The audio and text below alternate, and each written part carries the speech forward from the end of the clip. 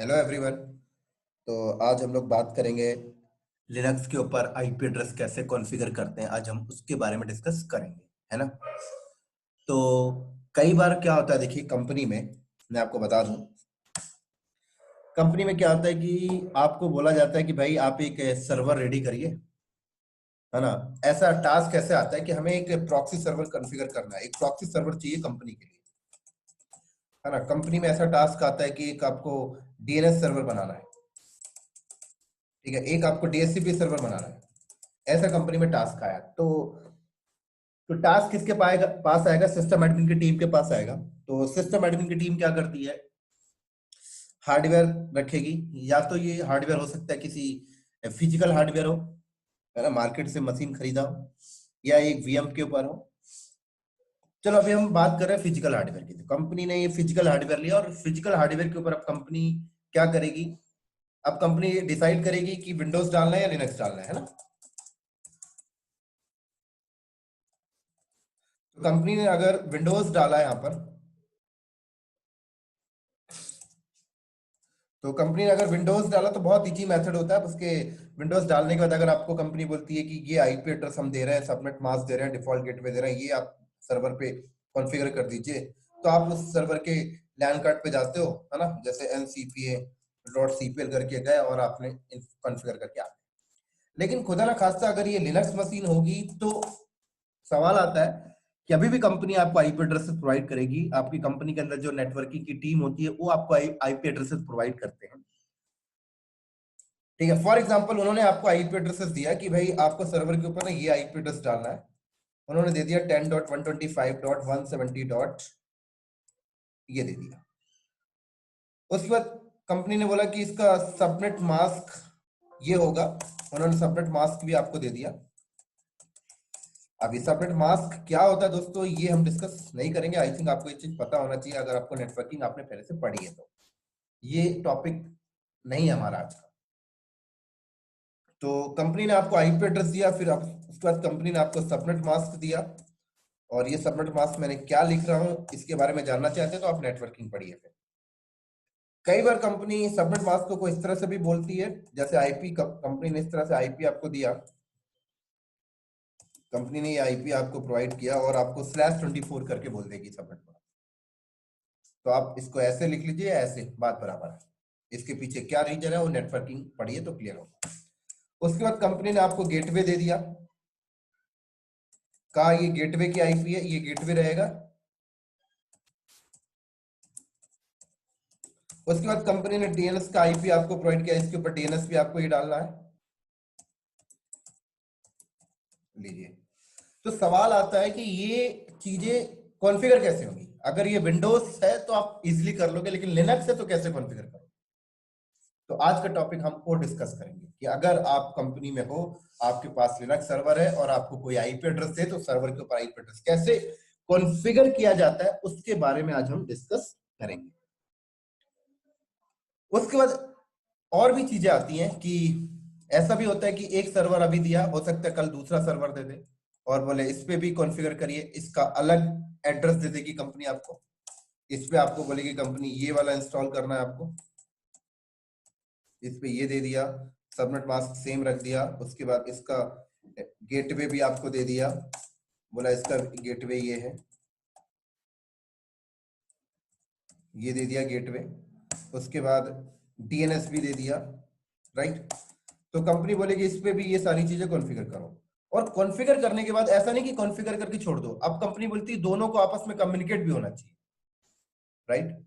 तो ये काम आप तभी कर पाओगे दोस्तों जब आपको लिनक्स के ऊपर आईपी एड्रेस कॉन्फ़िगर करना, पिंग उंग करना, कनेक्टिविटी चेक करना आता होगा तो।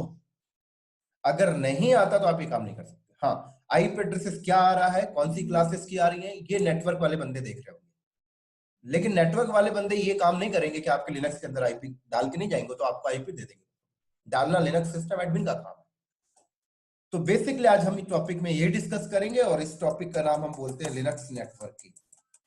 तो लिनक्स के ऊपर नेटवर्किंग करने जा रहे हैं। अब कई बंदे बोलते हैं सर लिनक्स नेटवर्किंग का मतलब क्या, आप वो सारी चीजें बताओगे हमें, आईपी एड्रेसेस की क्लासेस, सबनेट मास्क क्या होता है, सबनेटिंग कैसे निकालते हैं, सुपरनेटिंग कैसे निकालते हैं, स्विच क्या होता है, राउट, तो वो डिस्कस नहीं करेंगे, वो हमारा टॉपिक नहीं है दोस्तों।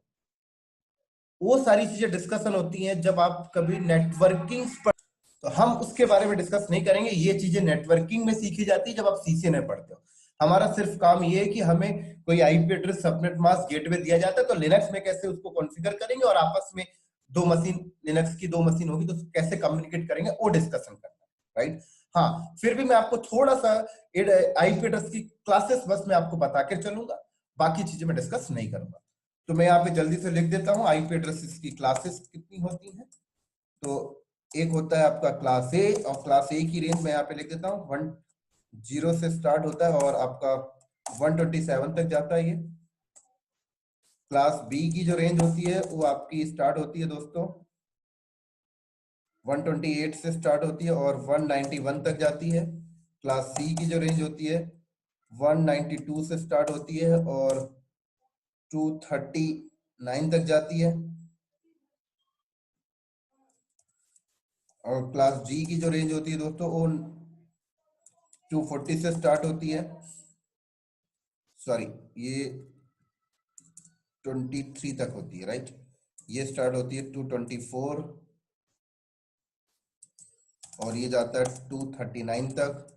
और ई की जो रेंज होती है वो स्टार्ट होता है दोस्तों 240 से स्टार्ट होता है और 255 तक जाती है। तो ये रेंज होती है, ठीक है।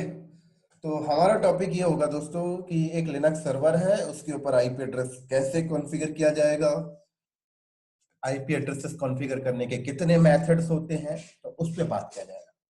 तो मान लीजिए लिनक्स सर्वर है,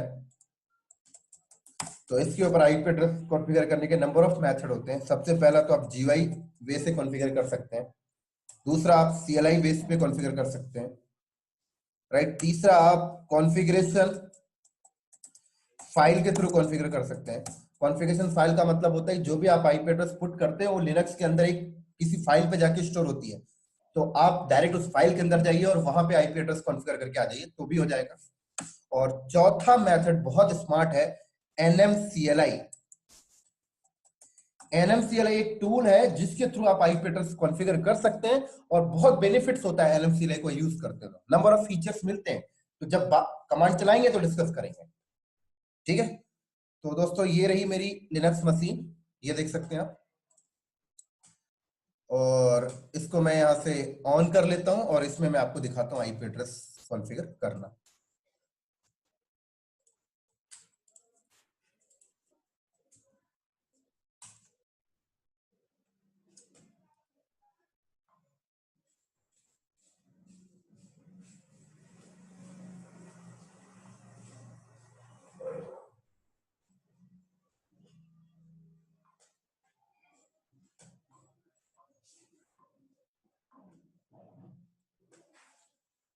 चलो, तो सबसे पहले हम यहां पर बात करेंगे,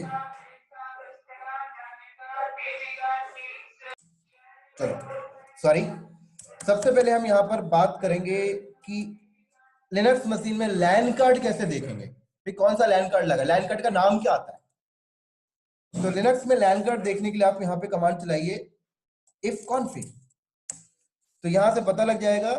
ये देखिए एक लैन कार्ड का नाम ENS33 आ रहा है दोस्तों, राइट। देखिए ये लूप बैक लैन कार्ड आ रहा है और थोड़ा सा नीचे आऊंगा तो एक ये ब्रिज लैन कार्ड बना हुआ, क्योंकि VMware के ऊपर मशीन है तो एक ब्रिज बन जाता है। तो अब देखिए कई बार आपको ENS नहीं ENO मिलेगा, राइट, कई बार आपको ETH0 मिलेगा। तो लेकिन ये जो ETH0 और रेल 6 तक ETH0 आता था, उसके बाद इन्होंने ENS कर दिया है, ENO कर दिया। ये ग्रब के फाइल में सेटिंग है, आप वहां से जाके चेंज कर सकते हो, बट कोई फर्क नहीं पड़ता, जो है वही रहने दीजिए। तो ये लैन कार्ड है, राइट, इस लैन कार्ड के ऊपर आईपी इंस्टॉल होता है। तो आईपी इंस्टॉल करने के, देखिए मैंने आपको बताया नंबर ऑफ मेथड है। एक पहला हम ग्राफिकल देखेंगे, फिर कमांड लाइन वाला देख लेंगे, सीएलआई देख लेंगे, फिर एनएमसीएलआई भी देख लेंगे, फाइल मेथड भी देख लेंगे। तो सबसे पहले मैं बताता हूं आपको ग्राफिकल कैसे देखेंगे। तो देख सकते हैं ये सर्वर है, यहाँ पे लैन कार्ड की इमेज बनी हुई है। ये देखिए वायर्ड कनेक्शन है, यहाँ जाइए और देखिए यहाँ पर ENS पे जाइए, तो ये देखिए आपके सामने ओपन हो जाएगा, सॉरी यहाँ पे गया मैं और ये देखिए वायर सेटिंग में क्लिक किया मैंने यहाँ पर, और वायर सेटिंग में जाकर तो ये देखिए खुल ओपन हो गया ये। अब यहाँ पर देखिए ये ENS यहाँ पे आइए और सेटिंग में जाइए, ये सेटिंग है IPv4, और अभी ये DHCP से उठा रहा है, आप इसको मैनुअल करिए और यहाँ पर अपना IP एड्रेस लिख दीजिए।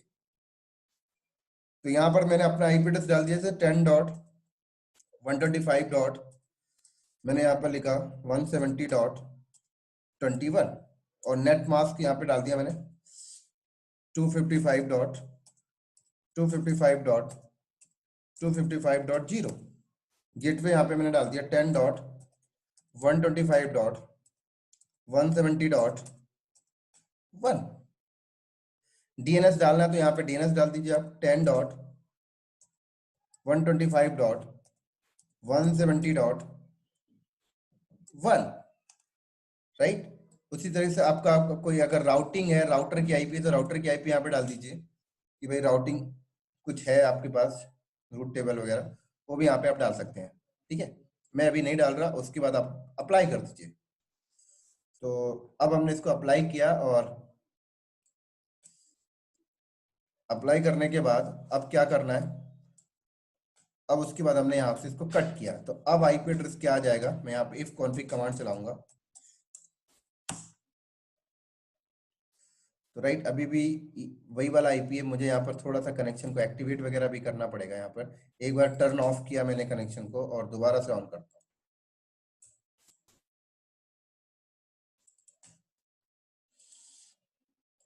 राइट यहाँ से मैंने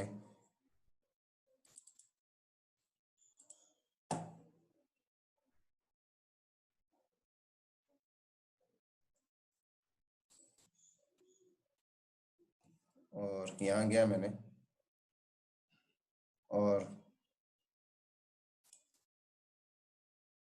ऑन कर देते हैं।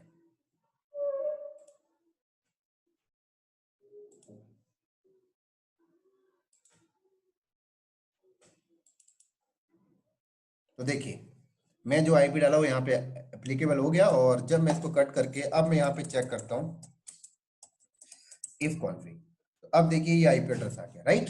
तो ये एक तरीका था आईपी एड्रेस डालने का। अब दूसरा तरीका बताता हूँ। मान लीजिए ये सर्वर कमांड लाइन पे है, राइट, ये सर्वर कमांड लाइन पे, अभी तो ग्राफिकल है, मैं इसको कमांड लाइन पे लेके जाता हूँ और systemctl isolate इस कमांड से मैंने कमांड लाइन पे लेके गया इसको, और ये भी टॉपिक आएगा अभी, अभी सिर्फ मैं आपको एग्जांपल दिखा रहा हूँ। तो मान लीजिए कंपनी के अंदर सर्वर आपका ग्राफिकल पे है ही नहीं, CLI है, तब तो ग्राफिकल खुलने वाला भी नहीं है, जो अभी अभी आपने माउस से फ्यू क्लिक करके कर लिया, तो उस टाइम पर भी कैसे करेंगे। तो उस टाइम पर फिर आप एक कमांड यहाँ पर चलाएंगे nmty। ये जब आप चलाएंगे, nmcli नहीं है, ये nmty है। जब आप चलाएंगे तो ये देखिए ये मोड आपके सामने ओपन होगा। आपसे पूछ रहा है एडिट कनेक्शन, यस, देखिए कनेक्शन ENS, आप एक नया कनेक्शन भी बना सकते हैं। यहाँ से नया कनेक्शन बनाएंगे तो ऐड करिए नया कनेक्शन, इथरनेट या वाईफाई, इथरनेट। कनेक्शन का नाम क्या रखना चाहते हैं, यहां से आप आईपी वगैरह दे सकते हैं पूरी की पूरी, राइट। यहाँ पे कनेक्शन का नाम रख दीजिए, कनेक्शन का नाम यहाँ पे रख दिया मैंने माई कनेक्शन, डिवाइस का नाम जो था ENS33 रख दिया, राइट। उसके बाद यहाँ पर आया ऑटोमेटिक को हटा के मैनुअल किया, शो किया, यहाँ पर एड्रेस डाल दिया मैंने 10.125.170.22, राइट। सबनेट यहीं पर 24 दे दिया, सबनेट मास्क /24। यहीं पे आपने गेटवे डाल दिया 10.125.170.1। यहीं पे आपने DNS IP डाल दी 10.125.170.30, राइट। यहीं पे अदर DNS। जब सब कुछ हो जाए तो फिर आप यहाँ पर आके ओके करिए, देखिए आपका एक कनेक्शन बन गया, माई कनेक्शन। उसके बाद एंटर करिए, सॉरी माई कनेक्शन आपका यहाँ पे बन गया। तो देखिए आपने दूसरा कनेक्शन बना लिया। उसके बाद आप क्या करिए, अब अगर आपको कनेक्शन डिलीट करना है तो कनेक्शन यहीं से डिलीट कर सकते हैं, जैसे मैंने बोला ENS वाला कनेक्शन जो था वो डिलीट मार दिया मैंने, लो लैन कार्ड डिलीट नहीं हुआ, वो कनेक्शन डिलीट हो गया। डीएचसीपी वाले को भी डिलीट मार देता हूँ,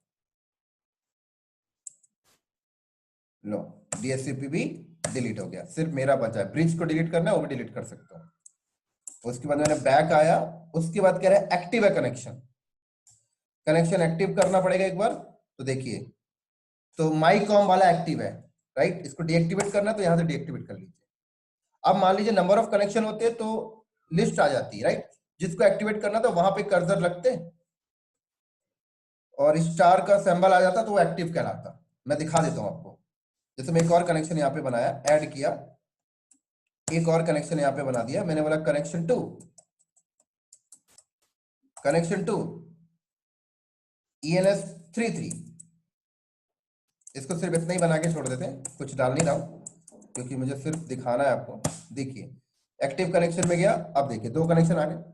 अगर आपको ऊपर वाला एक्टिवेट करना है तो वहां पे स्टार लगा दीजिए, इंटर, तो स्टार लग गया। इसको एक्टिवेट करना है तो एक्टिवेट में सेलेक्ट करके एंटर करिए, एक्टिवेट हो गया। ऐसे कर सकते हैं दोस्तों। तो एक बार में एक ही कनेक्शन एक्टिव होगा, ये बात ध्यान रखना है ना। अगर आपको नंबर ऑफ कनेक्शन एक्टिव रखना है तो फिर आपके पास नंबर ऑफ लैन कार्ड्स होने चाहिए, क्योंकि अभी हमारे पास तो एक ही लैन कार्ड है ना, ENS 33।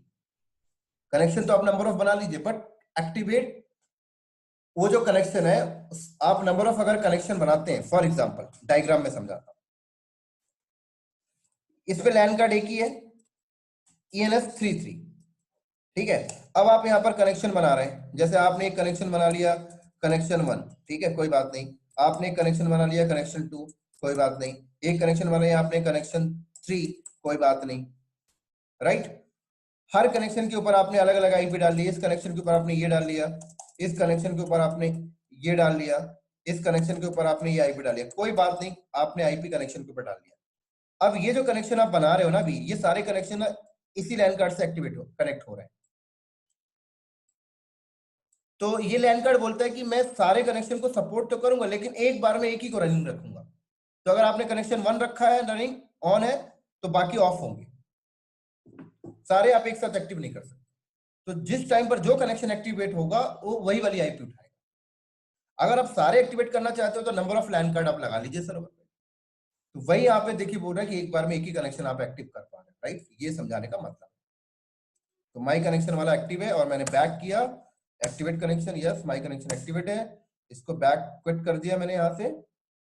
और फिर मैं अगर यहाँ पे इफ कॉन्फ़िग करूं तो देख सकते हैं 22 आईपी आ चुकी है। तो ये तरीका था दोस्तों, अगर आप CLI मोड में हो तो इस तरह से आईपी डाल सकते हो, ठीक है। अब फाइल मेथड आपको बताता हूँ। तो मैं वापस वहीं चला जाता हूं जहां से आया था ग्राफिकल में।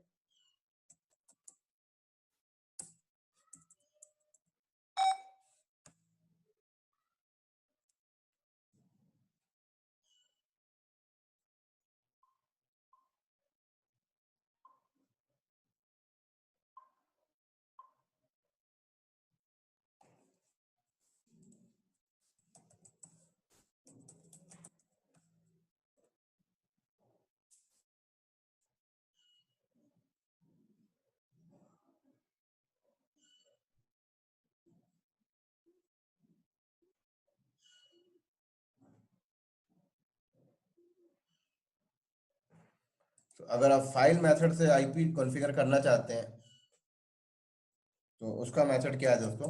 देखिए, जब भी आप कोई कनेक्शन बनाते हैं ना तो उसकी इंफॉर्मेशन इस लोकेशन में सेव होती है।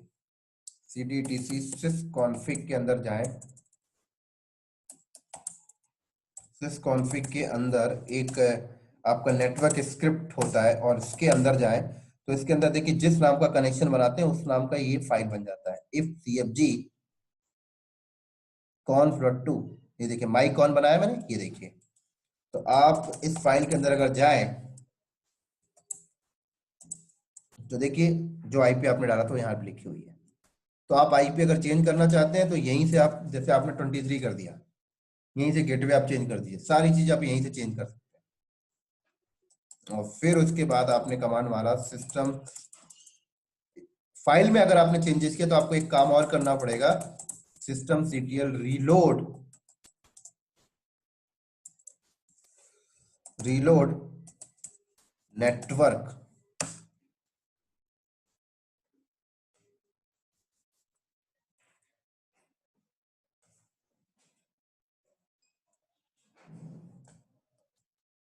फेल टू नेटवर्क, एक मिनट हम ये कर लेते हैं इफ cfg अप कमांड, इससे भी हो जाएगा आपका, राइट।